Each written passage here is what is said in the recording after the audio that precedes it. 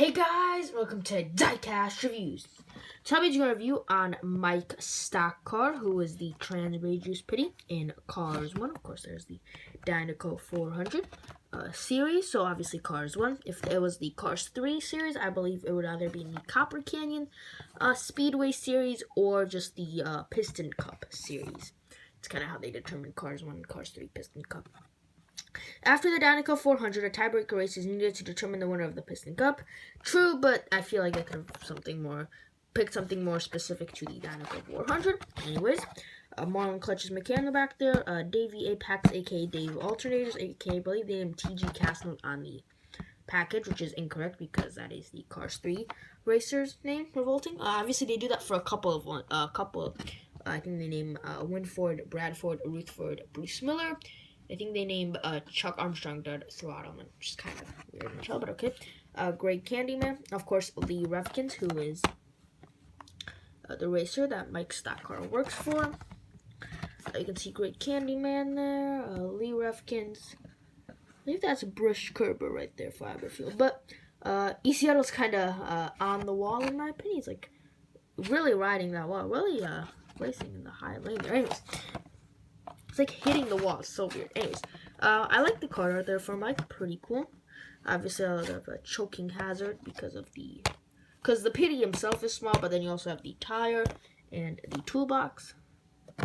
But yeah, I think time to get Mike here out of the package. Let's open him up. I just hit my light. I don't know if you can see a big change, but I think it works a little bit. Obviously, I think this came out in June. Mike did, and I'm just getting around to reviewing him now, mainly because I didn't find him. Well, actually no, that's false. And I drop him right away. That is a very good start. Turn off the light again. Come on, turn off. And focus. Nothing wants to focus. Camera, there's not. I'm gonna have to cut because my camera hates focusing apparently. And here we are, we're back. Good start with Mike Stockar to drop him on the floor, but he's okay. And no, I actually did find him around the time when he came out. So he was one that I actually found. Everything else I have not. Here are the tires, but we'll go in closer. Let's zoom in here. Very good camera work. There he is. There's Mike Stockar, and let's take a look at it.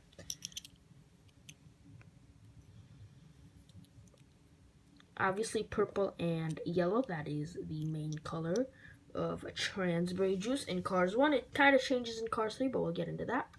His expression, I believe, is identical to the Trunk Fresh Pitty and the Tank Coat Pitty. But it's a pretty nice expression for a Pitty. I do like it. Of course, there's the Transberry Juice logo, kind of like a beaker there and some bubbles. Obviously, it's been updated for Cars 3. We'll get into that. There's the yellow hat with the Transberry Juice logo. Again, kind of grainy. Of course, this is Thailand. The eyes aren't bad, but the details here, the logos, you can kind of see the graininess.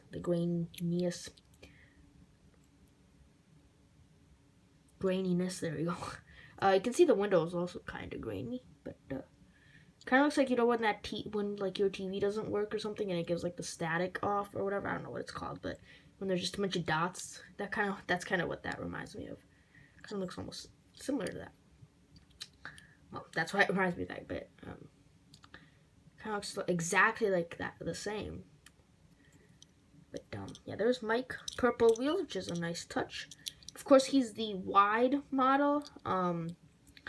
The other two Pitties that were released, Megan Shifter and Bryn Major, were the other two models. Megan Shifter was like the tall model, and Bryn Major was the short model, and obviously Mike is the wider model. There's 3 models for Cars 1 Piston Cup Piston Cup Pitties, and they haven't released any Cars 3 ones, so we don't know. But from the movie, it looked like they were all kind of this model.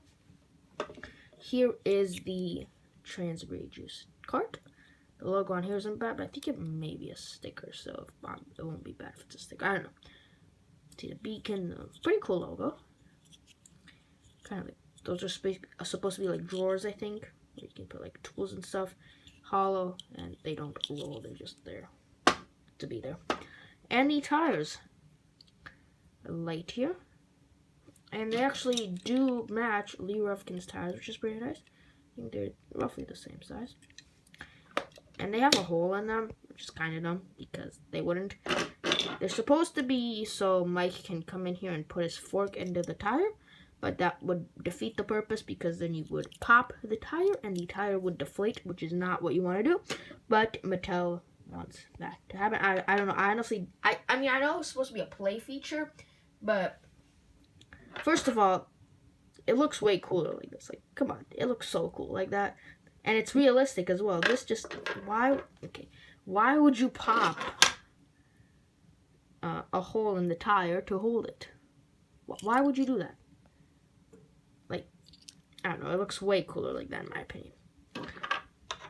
And that's how I usually keep them, because it is pretty cool as well, but carrying the tire is pretty cool. I can't get it on there, but yeah, of course he is the wide model. Here is just a comparison to another member, which is the Paunchy Wipeout Pitty that was released in a single because the team crew set is just too hard to come by. Like, I think it's like what, $200 on eBay. It's pretty expensive. So, but also the wide pitties, I'm not sure why they were the only ones selected for this, but they came in two variations, which was the open forks one and the closed ones with the tool gun. I believe the ones that came in the 4 sets, the Target 4-pack sets, some of them.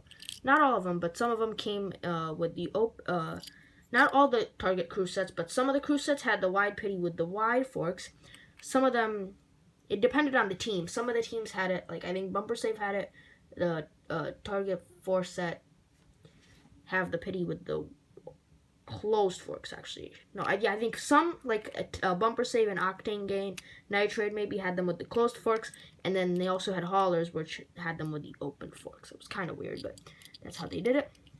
And of course, which it was kind of weird as well, why they decided to release this one in the single, because he came with tires, and it's kind of weird that he comes with tires, but he can't hold the tires. So I don't know, I think Mattel may have messed up there, but I'm not sure. Also, as I'm looking at this, it appears they have gotten rid of the mouth plate, which is pretty nice. But, yeah, there you go. I do like the tool gun. It is a nice touch, but I don't know. You guys let me decide. Do you like the pitties with the open forks or the closed forks with the tool gun? Now let's compare him to Lee Revkin's here. Of course, he is a racer. So I'll put that to the side. Number 63 in Cars 1. The color, I'm not sure if it picks up on camera. You can kind of see there, it is a little bit different. You can kind of see it's more of a darker purple. This is more of like, I don't know. I guess this would also be just a light purple. It wouldn't really be magenta. I'm not exactly sure what it would be. But the Lee Revkin's that comes from Thailand is this color, which makes sense. Thailand would make it a little different from China, and they would make it similar to each other. But if you have the China version, which I think most people do, it is not the same color as Mike, sadly. But still look okay together. I mean, purple works together. And maybe in some cases it would make sense that the pitty is a little bit different color than the racer. As long as they look okay. I mean, they look fine. Purple works. If you look at it from a distance, if you squint, you can kind of tell that they're both the same color. The yellow doesn't really match up in my opinion. This is like a really like leakless type of yellow. Like if you look at it from a distance, it kind of looks like the leakless logo on the yellow. But yeah, and then compare the logos here. There you go. This is a really good comparison. The toolbox color. There's the logo. But yeah, Mike looks pretty good alongside Lee here, and we can also add his hauler, which just has a lot of colors going on here. This matches Mike here, this type of color. Actually, it's even lighter than that. But then the cab himself matches with Lee. Sadly, no trailer. It would have been awesome to get a trailer for Transberry Juice, but we never got one. There you go. There's that. And here is Mike alongside Marcus Kranzler. Obviously, the Cars 3 racer doesn't really match up at all. It's not supposed to, obviously.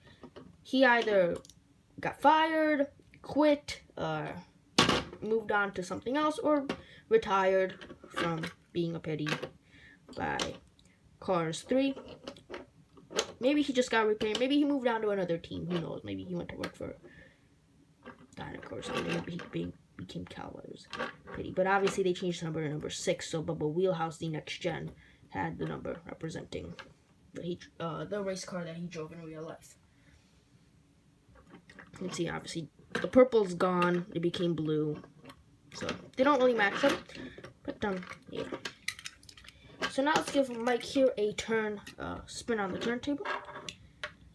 This video is actually kind of going quite long for a Pitty.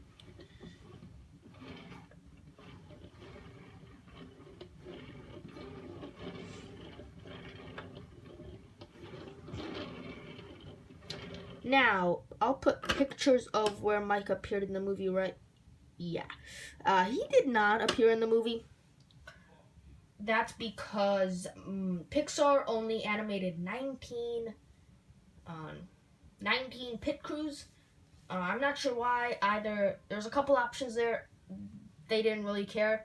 They thought no one would notice. Save money. Obviously, animating more crew chiefs, more pitties, more everything over to do with the pit crew would obviously increase the cost, saving money by only making 19 of them.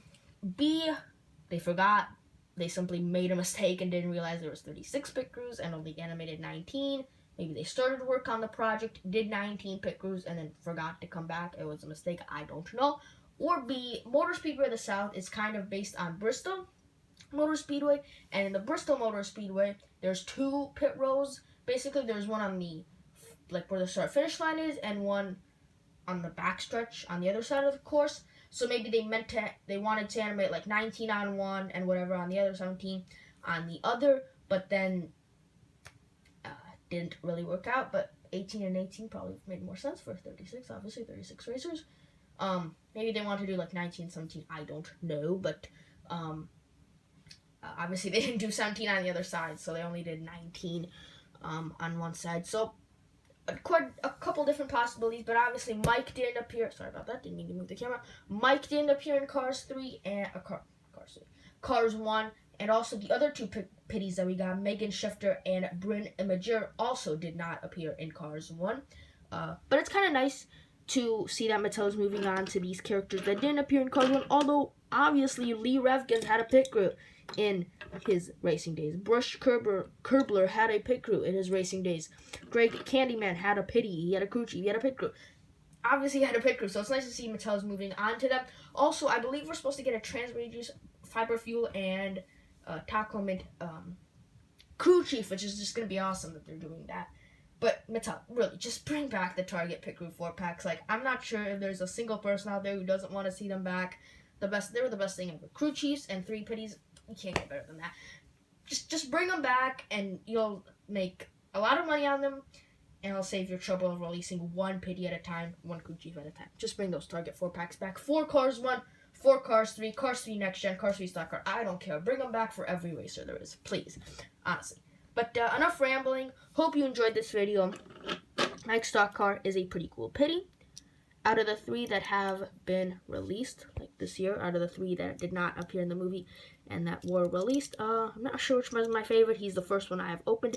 You will see a Megan Shifter review, hopefully before the end of the year. I can't promise anything. And Bryn Imager, I do not have yet because I don't. But, yeah, thanks for watching, you guys. Hope you enjoyed, and I'll see you all next time. Bye-bye.